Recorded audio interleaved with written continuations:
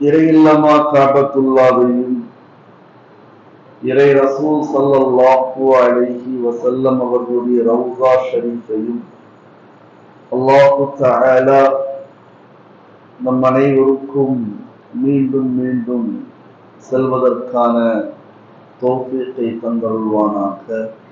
ஆமீன். ஸலாத்தும் ஸலாமும் என்றென்றும் நம்முடைய உயிருக்கும் மேலான கண்மணி நாயகம் ஸல்லல்லாஹு அலைஹி வஸல்லம் அவர்கள் மீதும், சத்திய சஹாபாக்கள், தாபீன்கள், தபை தாபீன்கள், உலமாக்கள், இமாம்கள், வலிமார்கள், இறைநேசர்கள், சித்திகீன்கள், சாலிஹீன்கள், ஷுஹதாக்கள், தாயிகள், குஃபார்கள், அனைத்து முஸ்லிம்கள் மீதும் நிறைவாக என்றென்றும் இறங்கட்டுமாக. ஆமீன். அல்லாஹ்வின் நல்லடியார்களே, பெரியோர்களே,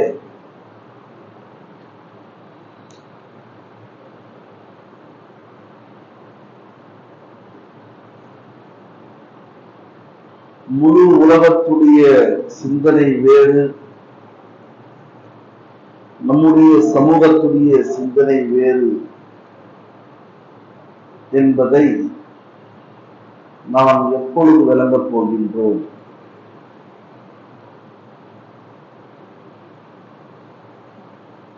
எனவேதான் முந்தைய ஜுமாவிலும் குறிப்பிட்டேன்,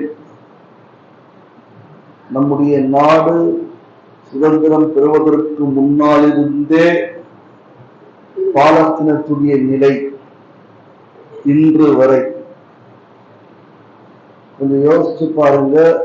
பாலஸ்தீனத்தை தவிர சுற்றி உள்ள பகுதி முழுக்க முழுக்க அந்நியர்கள் அல்ல,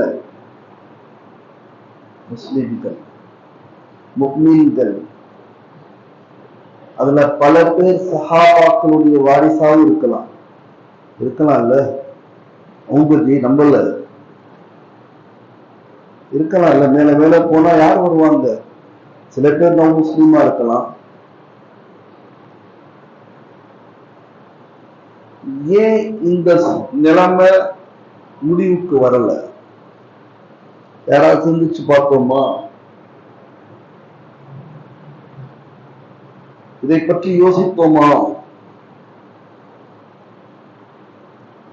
சரி, 2009 ஐரோப்பிய நாடுகள், குறிப்பாக சில எதிர்க்கட்சிகள் எடுத்த வாதம் என்னவென்று தெரியுமா? இஸ்லாத்தை முடிவுக்கு கொண்டு வர வேண்டும். அநேகமா இன்னைக்கு கூட ஐரோப்பிய நாடுகள்ல நிறைய முஸ்லிம்கள் இருப்பதாக செய்தி இல்லை. இருக்கா? முஸ்லிம் நாடு இருக்குது ஐரோப்பிய நாடுகள்ல.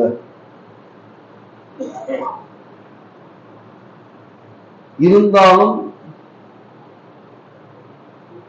சில சதவீதம் தான் இருப்பாங்க. அப்படி இருக்கும் பொழுது அவங்களுக்கு என்ன பிரச்சனை? அவங்களுக்கும் இஸ்லாத்திற்கு என்ன பிரச்சனை? புரியலையா? கிட்டத்தட்ட ஒரு 10 வருடங்களாக இந்தியாவுடைய நிலை மாறிட்டே இருக்குது இல்லையா? அப்படியே மாறி இருக்கு. என்னன்னு உங்களுக்கே தெரியும், ஏன்னு உங்களுக்கே தெரியும். இங்க நம்ம தோராயமா சொல்றேன், 20 கோடி பேர் இருக்குமா? யார்கிட்ட கேட்கிறது? 20 கோடி பேர் இருக்குமா இந்தியால முஸ்லிம்கள்? தோராயமா இருக்கலாம். 20 கோடி பேர் அவனுக்கு பிரச்சனையா இருக்குது. இவன் தான் என்ன பண்றான்? நம்மளை வளர விட மாட்டான். ஏன்னா அவன் சொல்ற அசாத்தியத்தை, அசத்தியத்தை, அநீதியை நாம் ஏற்றுக்கொள்ள மாட்டோம். ஏற்றுக்கொள்வோமா? மற்றவங்க ஏற்றுக்குவாங்க ஒரு கட்டத்துக்கு மேல. நீ வெட்டினாலும் ஏற்றுக்க மாட்டேன், என்ன பண்ணாலும் ஏற்றுக்க மாட்டேன். அதான் அவனுக்கு பிரச்சனை. 20 கோடி பேர் நம்ம இருக்கிறோம், அதனால அவனுக்கு பிரச்சனைன்னு வச்சுக்கலாம். ஐரோப்பிய நாட்டுல ஏன் இந்த பிரச்சனை? குறிப்பாக சுவிட்சர்லாந்து, ஒரு உதாரணத்திற்கு, சுவிட்சர்லாந்துல பீப்புள் ஃபான்ஸ் என்ற ஒரு எதிர்கட்சி. அதுல ஒரு முக்கிய பொறுப்புல இருக்கக்கூடிய நபர் தான் டேனியல் ஸ்டேட் என்ற நபர். 2009 நடந்த சம்பவம். பிளைட் இறங்கும் போது அந்த இடத்தை பத்தி சொல்லுவாங்களோ, அனௌன்ஸ் பண்ணுவாங்களோ, பிளைட்ல ஏறாத வேணாம், ஏன்னு உங்கள்கிட்ட கேட்கிறேன், ஏன் கட்சியோ பாருங்க ஆஜியார் சொல்றாரு, ஏன் எனக்கே அண்ணன் மாதிரி வருது, என் வயசுல உள்ளவங்களை கேட்டால் ஏறலையா பிளைட்ல, என் கட்சி தான் இருக்கும், ஐடியில் இருக்கீங்க ஏறலன்றாரு. பார்த்தீங்களா, அல்ஹம்துலில்லாஹ்.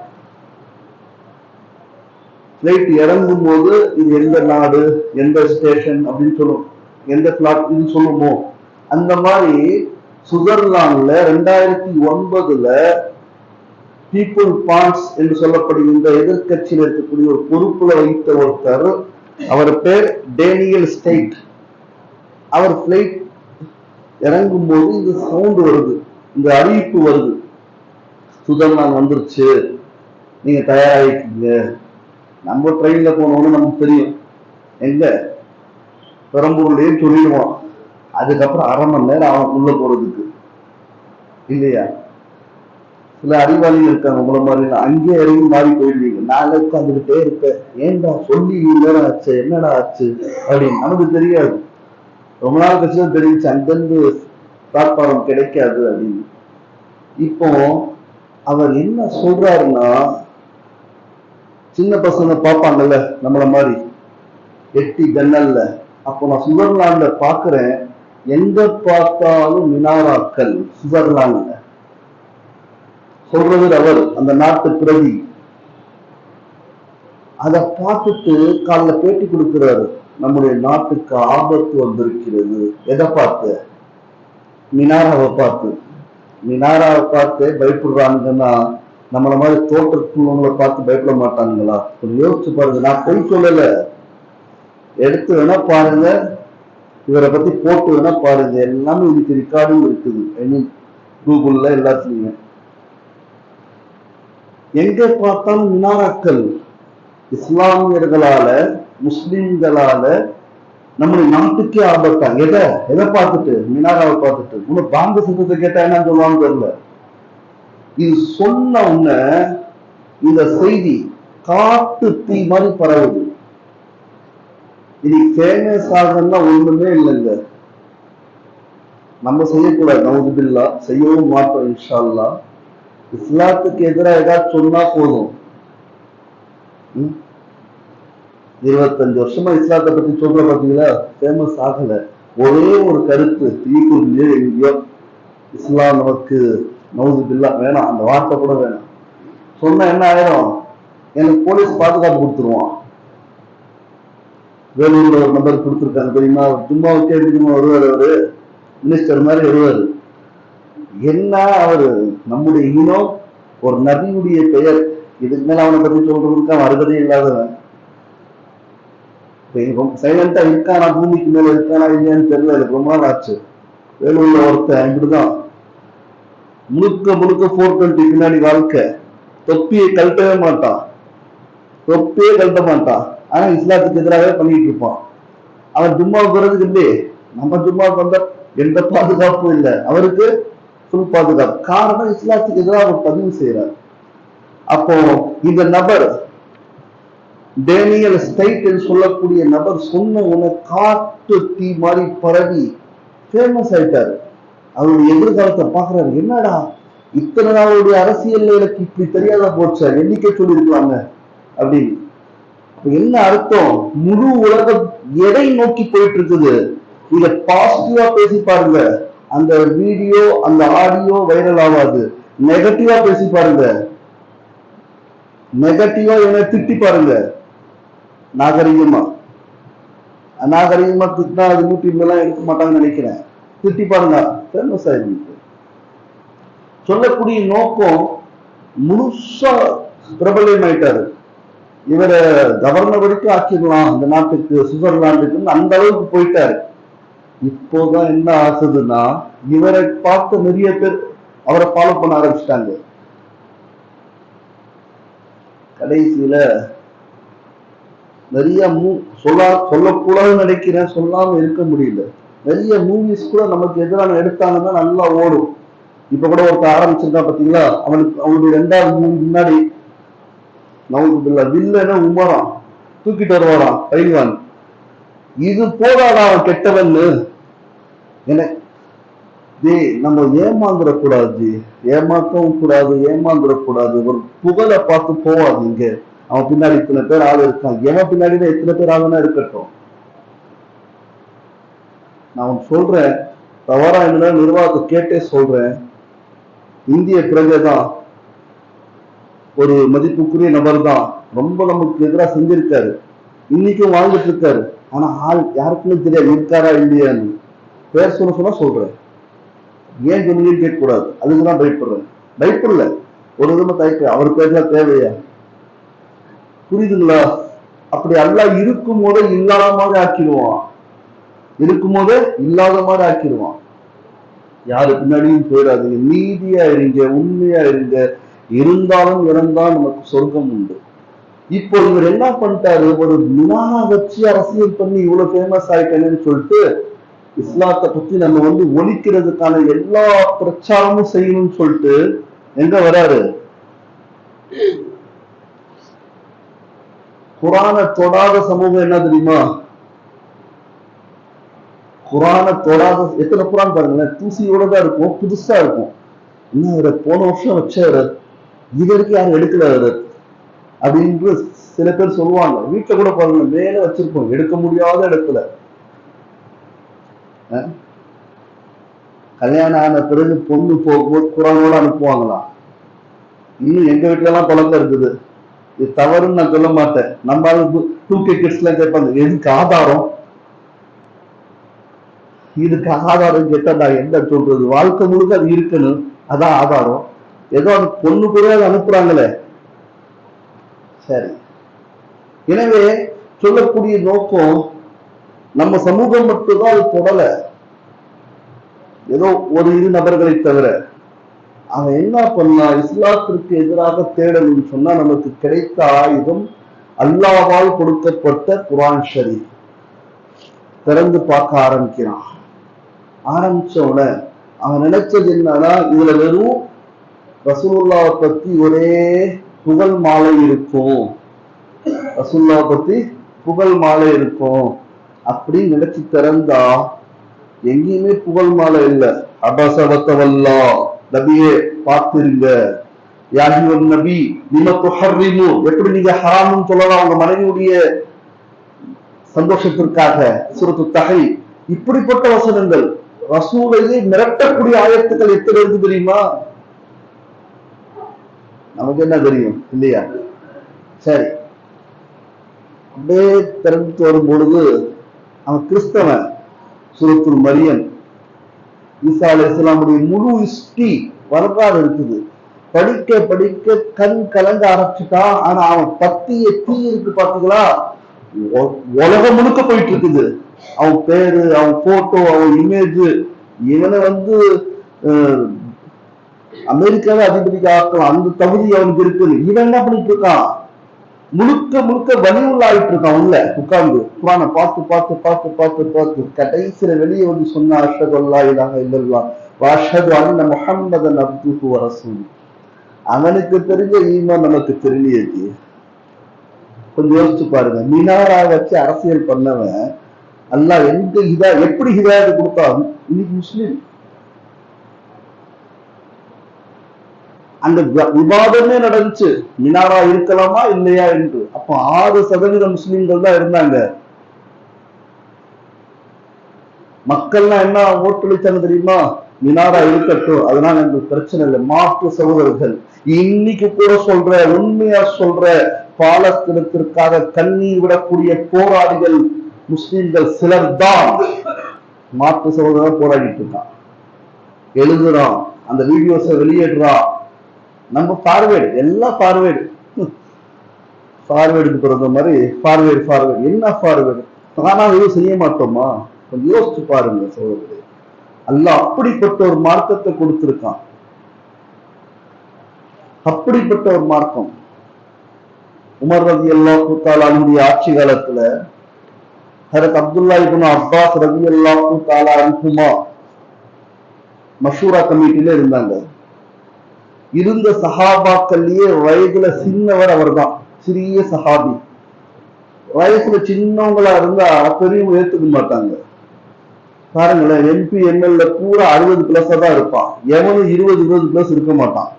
இருந்தாலும் எடுபடியா வச்சிருப்பாங்க அவனை, எவ்வளவுதான் படித்த புத்திசாலியா இருந்தாலும் சரி. இல்ல அவங்க பெரிய ஆளுக்கு மகனா இருக்கணும். இப்படி நிறைய பேருக்கு அப்துல்லா பின் அப்பாஸ் ரலியல்லாஹு தஆலா அன்ஹு அந்த சபையில இருக்கிறது கொஞ்சம் நெருடல். உடனே இதை விளங்கிய சில பேர் சொல்லிட்டாங்க, என்னங்க சின்ன பையனை கூட வச்சிருக்கீங்கன்னு சில பேர் சொல்லிட்டாங்க. உமர் ரலியல்லாஹு தஆலா அன்ஹு ரொம்ப அறிவாளி, எல்லா இடத்துலயும் கோபத்தை பயன்படுத்த மாட்டாங்க, எங்க பயன்படுத்தணுமோ அங்கதான் பயன்படுத்துவாங்க. எல்லாரையும் கூட்டினாங்க. கூட்டிட்டு குர்ஆன்லயே கடைசியா இறங்கிய சூரா எது தெரியுமா? சூரத்துன் நஸ்ர். இதா ஜாஅ நஸ்ருல்லாஹி வல் ஃபத்ஹு வ ரஅய்த அன்-நாஸ யதுகுலூன ஃபீ தீனில்லாஹி அஃப்வாஜா ஃபஸப்பிஹ் பிஹம்தி ரப்பிக வஸ்தக்ஃபிர்ஹு இன்னஹு கான தவ்வாபா. இந்த சூரா தான் 114 சூறாக்கள்ல கடைசியா இறங்கிய சூரா. இந்த சூறாவுடைய விளக்கம் என்னன்னு கேட்டாங்க எல்லார்ட்டையும். எல்லாரும் சொன்னாங்க, வெற்றி கிடைச்சிருச்சு, அல்லாஹ்வுடைய உதவி வந்துருச்சு, மக்கள் கூட்டம் கூட்டமாக இஸ்லாத்துக்குள்ள நுழைவாங்க, இப்படி சொல்லிக்கிட்டே இருந்தாங்க. ஹஜ்ரத் அப்துல்லா இப்னு அப்பாஸ் ரலியல்லாஹு தஆலா அன்ஹுமா சொன்னாங்க, கண்ணீருடன் சொன்னாங்க, ரசூலுல்லாஹ்வுடைய வஃபாத் செய்தி. நீ இப்ப கூட எடுத்து படிச்சு பாருங்க, தர்ஜுமா பாருங்க, நபியுடைய வஃபாத்துல யாருடைய வஃபாத்தை பத்தி அந்த சூறால இருக்காது. எப்படி வஃபாத் செய்தின்னு சொல்றீங்க? மக்கள் கூட்டம் கூட்டமா இஸ்லாத்துக்குள்ள வந்துட்டாங்கன்னா எந்த நோக்கத்திற்காக நபி அனுப்பப்பட்டாரோ நோக்கம் முடிவடைந்து விட்டது, குர்ஆன் முழுமையடைந்து விட்டது. அப்ப நபிக்கு இங்க வேலை என்ன? சொல்லப்படுது 80 நாள் தான் இருந்தாங்க. அதுக்கப்புறம் 80 நாள் தான் ஹயாத்தா இருந்தாங்க. இதுதாங்க சஹாபாக்களுடைய ஆய்வு. நம்மளும் ஆய்வு செய்யறோம், எவன் என்ன செய்யறான், இதுலயே நம்முடைய வாழ்க்கையை கழிச்சுட்டு இருக்கிறோம். மாற்று சகோதரர்கள் ஆய்வு செய்து செய்து எத்தனை பேர் இஸ்லாத்துக்குள்ள வராங்க. இஸ்லாம் என்பது சாதாரண ஆயுதம் இல்ல, எதிரிகளுக்கு தெரிஞ்சிருக்கு, ஆனால்தான் எங்கேயுமே பேசிட்டு இருக்கானுங்க. யூதனுக்கு பாலஸ்தீனத்தை மட்டும் அழிக்கிறது நோக்கம் கிடையாது, அது முடிஞ்ச இன்ஷா அல்லாஹ் முடியாது. அல்லாஹ்வுடைய நோக்கம் இருக்குது ஒண்ணு, முழு இஸ்லாத்தை அழிக்கணும், முடியாது. அப்படி அழிஞ்சிருச்சுன்னா கியாமத் வந்துடும். அல்லாஹ் அல்லாஹ் என்று சொல்லக்கூடிய ஒரு முஸ்லிம் இருந்தாலும் உலகம் நீடிக்கும் என்றால் அந்த இஸ்லாத்துடைய பவர் என்ன, மகிமை என்ன? நமக்கு சாதாரண கவலையை போக்கலிட முடியும் இஸ்லாம். நம்ம அதை ஆய்வு செய்யல, அதுக்குள்ள மூழ்கல. ரசூலுல்லாஹி ஸல்லல்லாஹு அலைஹி வஸல்லம் உட்கார்ந்து இருக்காங்க. சித்திக் அக்பர், உமர் ஃபாரூக், உஸ்மான் கனி, அலி ரலியல்லாஹு தஆலா அன்ஹு எல்லாரும் அந்த மஜ்லிஸ்ல இருக்காங்க. நபி கேட்டாங்க, உங்களுக்கு பிடிச்ச 3 என்ன? நாயகம் ஸல்லல்லாஹு சொன்னாங்க, எனக்கு பிடிச்சது 1 குஷ்பு, இத்ரு. உருதுல குஷ்புன்னு சொன்னாங்க. இது வேற வெளியே போய் என்ன பண்ணுவாங்கன்னு தெரியல, நான் மாட்டிட்டு முடிக்கிறது பாருங்களேன். குஷ்புனா நறுமணம்னு அர்த்தம். நமக்கு ஐயோ அல்லாஹ், சரி, அந்த சீதேவின்னு சொல்றதா இல்ல பூதேவின்னு சொல்றதா தெரியல, நம்ம இடத்துல பிறந்தவங்க நான் கேள்விப்பட்டேன். சரி விடுங்க. இத்ரு பிடிக்கும்னு சொன்னாங்க. ஆனா இத்ரு பிடிக்கும்னு சொன்னோட நான் வாழ்வு ஊத்துறாங்க பாருங்க. சரி வேண்டாம், அந்த டாபிக் வேற இல்ல. மத்தவங்க இடையூறு பண்ற மாதிரி ஊத்துறாதீங்க, ஏன்னா கஷ்டம் முடியலங்க, மூச்சு திறன் வருதுங்க.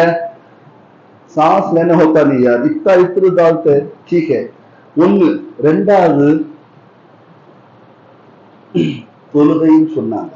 3வது தீன்தாரியான பெண். தீன்தாரியான பெண்ணை பார்க்கிறோமா சொல்லுங்களேன்? எங்கெங்க பார்க்கிறோம்?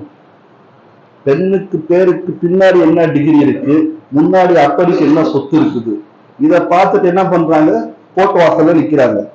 என்னங்க மிஸ் அண்டர்ஸ்டாண்டிங், நான் சொல்றதே கேட்க மாட்டோம், நீ சொல்றது கேட்டியா? அல்லாஹ் சொன்னது 3 பிடிக்கும்னு சொன்னாங்க.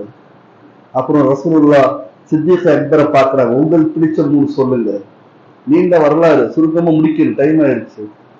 அபூபக்கர் ரலியல்லாஹு சொன்னாங்க, யா ரசூலல்லாஹ், எனக்கு உங்க முகத்தை பார்த்துக்கிட்டே இருக்கிறது பிடிக்கும்.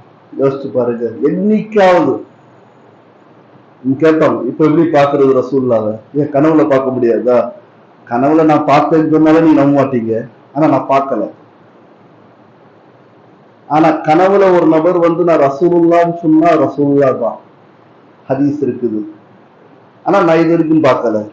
ட்ரை பண்ணலாம்ல? நானும் ட்ரை பண்றேன், நீங்களும் ட்ரை பண்ணுங்க. ரசூலுல்லாவை பார்க்கறத விட வேற ஏதாவது இருக்குதா? அல்லாஹ் அக்பர். உங்க முகத்தை பார்த்துட்டே இருக்கிறது பிடிக்கும் சொன்னாங்க சித்திக் அக்பர். அப்ப எந்த அளவுக்கு அன்பு, கொஞ்சம் யோசிச்சு பாருங்க. அதனால சொன்னாங்க, மேராஜுடைய சம்பவம் சொல்லும் போது அபூஜஹல் சொன்னானா, உங்க நபி என்னென்னவோ சொல்லிட்டு இருக்காரு. யார் சொன்னா? ரசூலுல்லாவா? நபி இதுக்கு மேலே சொன்னாலும் கேட்பேன், என்ன சொன்னாலும் கேட்பேன். இதுதாங்க ஈமானு.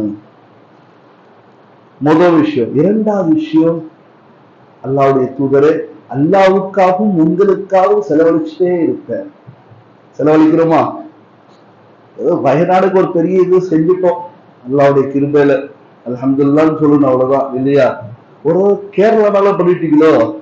கேரளா சாதாரண ஆளுங்க அவங்களே கூட சமாளிச்சிருவாங்க, கொடுக்கறதுல வல்லல்க. ஆனா நல்லபடியா செஞ்சிருக்கும். ஆனா 80% அதுக்கு மேல கூட இருக்கலாம் முஸ்லிம்கள் தான் பாதிக்கப்பட்டவங்க. மூன்றாவது, என்னுடைய மகள் அன்னை ஆயிஷா ரலியல்லாஹு தஆலா அன்ஹா அவங்களுடைய வாழ்க்கையில இருக்காங்க, அது பிடிக்கும்னு சொன்னாங்க. உமர் ரலியல்லாஹு பார்த்தாங்க, உமர் ரலியல்லாஹு சொன்னாங்க, நல்லதை ஏவுறது பிடிக்கும், கெட்டதை தடுக்கிறது பிடிக்கும். மூணாவது, பழைய ஆடையை உடுத்துறது பிடிக்கும். இன்னைக்கு பழைய ஆடையெல்லாம் இருக்குதா? வீட்டுல இருக்குதா? என்கிட்ட இருக்குது, எப்போ தச்ச ஆடைலாம் இருக்குது, அல்ஹம்துலில்லாஹ். Reject reject reject. பெரிய என்னவோ என்ன சொல்றது, பில்கேட்ஸுடைய பேர மாதிரியும் அப்படிதான் சொல்லணும். இல்ல அப்துல் ரஹ்மான் அவுஃபுடைய பரம்பரை மாதிரியும். அப்துல் ரஹ்மான் அப்துல் அவுஃப் ரலியல்லாஹு அன்ஹு இறந்த பிறகுதான் தெரியும் அவரால 3000 குடும்பங்கள் வாழ்ந்துச்சுன்னு. நம்மளால எத்தனை குடும்பம் வாழ்ந்து? என்னால ஒரு குடும்பம், என் குடும்பத்தையே வாழ வைக்க முடியல, கஷ்டப்படுறேன். சொல்லுங்க, வாழ வைக்கலாம் இல்ல? சரி, உஸ்மான் ரலியல்லாஹு கிட்ட கேட்டாங்க, அவங்க சொன்னாங்க, அல்லாஹ்வுடைய பாதையில சாப்பாடு இல்லாதவர்களுக்கு உணவளிக்கிறது பிடிக்கும். இரண்டாவது, உடை இல்லாதவர்களுக்கு உடை கொடுப்பது பிடிக்கும். மூன்றாவது, குர்ஆன் ஓதுவது பிடிக்கும். அலி ரலியல்லாஹு பார்த்தாங்க, அவங்க சொன்னாங்க, விருந்தாளி உபசரிக்கிறது பிடிக்கும். விருந்தாளியே வீட்டுல கிடையாது. யாரா சாச்சா, யாரா மாமான்னு அறிமுகப்படுத்த வேண்டியது, மாமனையும் சித்தப்படியும் அந்த நிலைமையில வாழ்ந்துட்டு இருக்கோம். விருந்தாளி உபசரிக்கிறது பிடிக்கும். ரெண்டாவது, வெயில் நேரத்துல நோன்பு வைக்கிறது பிடிக்கும். மூணாவது, அல்லாஹ்வுடைய பாதையில ஜிஹாத் செய்யற. நம்ம எல்லாமே ஜிஹாத். என்னங்க, பள்ளிக்கு போயிட்டு இருக்கோங்க, ஜிஹாத் செய்யறங்க. பள்ளிக்கு போறது ஜிஹாத். அவுதுபில்லாஹ். பார்த்து போங்க, வேற கொட்டிட போகுது. உண்மையான ஜிஹாதுனா தெரியுமா? ஷைத்தானோடு போராடணும், எதிரிகளோடு போராடணும். எதிரிகள் எந்த ஆயுதத்தை எடுக்கிறாங்களோ நம்ம அந்த ஆயுதத்தோடு போராடணும். ஆனால் அங்கே இருக்கக்கூடிய லா படி போராடணும். ஜிப்ரீல் அலைஹிஸ்ஸலாம் சொன்னாங்க, எனக்கும் 3 பிடிக்கும். வழி தெரியாதவர்களுக்கு வழியை காமிப்பது, வணக்கசாலிகள் மீது கிருபை செய்வது, சுமை உள்ளவர்களிடையே சுமையை அகற்றுவது. இப்படி அல்லாஹ் நல்லடியார்களே, பெரிய நிறைய விஷயங்களை அல்லாஹ் தஆலா குர்ஆனிலும் ஹதீஸ் அமைத்திருக்கின்றான். மாற்று சகோதரர்கள் இன்று குர்ஆனை விளங்கி விளங்கி உள்ள வர்றாங்க. நம்ம உள்ள எப்படி இருந்தோமோ, எப்படி பிறந்தோமோ, எப்படி வளர்ந்தோம் அப்படியே இருக்கும். இன்னும் பாருங்க, ஜும்மா கடைசியில இன்னும் முடிக்கலையே ஒரு எட்டி பார்க்கலாம். அல்ஹம்துலில்லாஹி ரப்பில் ஆலமீன். தொழுகின்ற தொழுகலாம் 5 நிமிடம். அல்லாஹ் தஆலா அனைவருக்கும் பரிபூர்ணமான ஈமானோடு வாழக்கூடிய தௌஃபீக்கை அல்லாஹ் தந்துருவானாக. ஆமீன்.